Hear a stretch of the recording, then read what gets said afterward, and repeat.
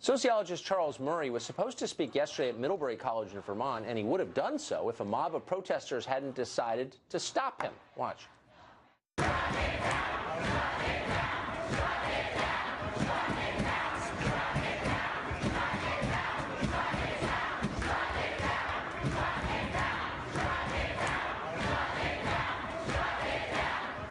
Well, students at the $61,000 per year college called Murray a sexist, anti-gay white supremacist, and otherwise screeched until administrators finally canceled the event because they had to.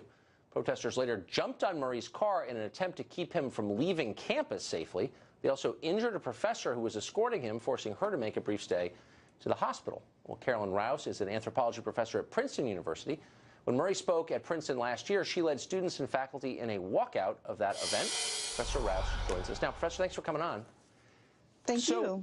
I've read a lot of the criticism of Charles Murray, with whose work I'm pretty familiar, and they don't bear much resemblance to what Charles Murray has actually written. And so I just want you to put a fine point on your complaints about Charles Murray. Why is he beyond the pale? Why should he not be allowed to speak? Well, I'm not sure what you're referring to. What are you referring to in terms of his work? Well, a couple of things. At Middlebury, he was denounced as anti-gay. He's not in any sense anti-gay that I know of. He was a proponent of gay marriage. He was also denounced by a lot of people, including you, as a purveyor of racial pseudoscience. And whatever you think of his ideas, I don't think anyone would denounce them as pseudoscience, considering the book that you're referring to was written by him and by Dick Herrnstein, a Harvard professor, a real scientist. So I wonder what you're talking about exactly. You mean you think that black people have lower IQs than white people?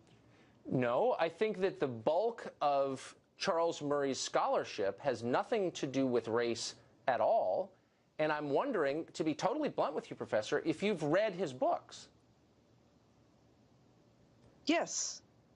Which ones did you read? The first one I read was Losing Ground in college. Right.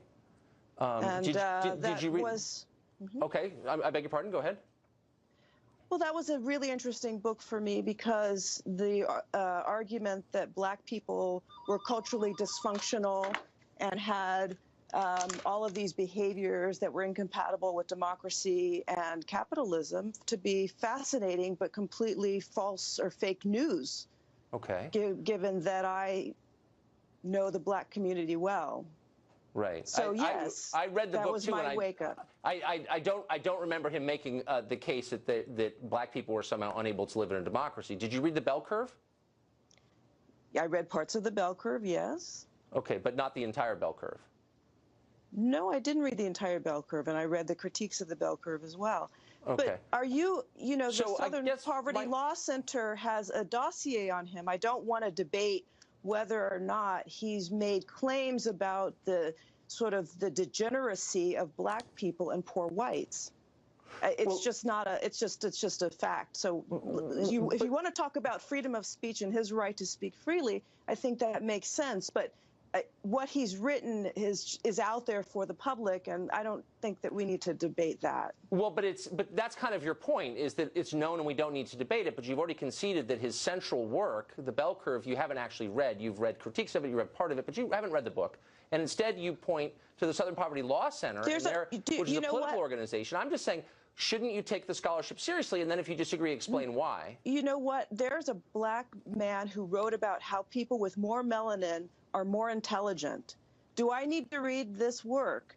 Do I need to invite this person to Princeton to speak because he's written about how black people are more intelligent than white people? Do I need to waste my time? Do I need to waste your time? Do I need to waste the institution's resources because he said it? Just because somebody says something doesn't mean I need to be wasting my time reading every word they've written. I have other things in my life to do. They're more positive and constructive and more interesting scholarship out there. Oh, sure, but one of the things that you're spending your time doing is trying to prevent other people from expressing their views on the basis of incomplete knowledge. Not at all. We didn't at all. We let him speak. We didn't shout him out. We literally just walked out the door before he spoke. But don't you think, I guess the larger point here, and it seems like it would appeal to you as an academic, is that if you disagree with the point someone is making, you should understand exactly what it is they're saying, because the Bell Curve was not primarily about race at all. Do you know that? And how much energy we black scholars and people who worked on African American have had to spend so much time challenging racist scholarship and not enough time doing positive work. At some point, we have to stop paying attention to this. Just because somebody says something and they're wealthy and privileged doesn't mean that we all need to go running and accept it as good scholarship or treat it as legitimate. There's a lot of bad scholarship out there. But his work is bad scholarship. But you don't know what it is because you haven't read it. You haven't read the entire book, which was not about race except for a small section of it. And it was actually an important book. So I would think you'd want to grapple with the ideas in there, but you don't. And I wonder why. Do you know how many important books I bet you haven't read? Many. I'm not weighing in on them in the way that you are. Yes. You're passing judgment on something you don't understand, and that's what bothers me. You said I don't understand it. I do. That's correct. What's the thesis of the bell curve? I do work in biological anthropology. There's absolutely no such thing as degeneracy of a certain population, which he claims based upon poor whites are degenerate, poor black people are degenerate. He has a thesis that these genes are floating in these populations and they're no longer able to take advantage of the freedoms and democracy that we have in this country. And so therefore, you know, having read the book, I think you're grossly mischaracterizing it. Grossly mischaracterizing it, and I'm surprised that if you're claiming you read the whole thing. But let me ask you the free speech part, which you brought up. Do you think that people have a right to say things that you find offensive? Do you agree with the Middlebury protesters? Absolutely. Oh, do I agree with that? Well, those are two different things. Well, if you're supporting shouting someone down, obviously you don't think people have a right to say what they think. We never shouted Charles Murray down. He was allowed to speak. Our protest was about internally. I'm sorry. Right. So Tucker Carlson. Yes, sir. We have a limited pool of resources at Princeton. Right. I don't think we need to be spending money on this. There are many, and your audience knows this, many lower middle class white people, many working class white who would love to get an education.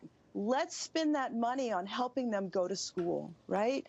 That's what we need to spend that money on, not on constantly sort of giving money and resources to scholars who already we know their scholarship just doesn't pass the medal. So, yeah, by the way, you're overstating the degree which there's a consensus on that. I think a lot of serious people regard Charles Murray as serious. But let's get to the Middlebury protest. Do you think it's okay for people to prevent a speaker from speaking because they disagree with him? No, that's why we didn't do that. Okay. They're allowed to speak, but we do not want our institutional resources going towards, for instance, somebody who claims that people with more melanin are more intelligent. We don't want that kind of stuff in our Charles Murray didn't claim that.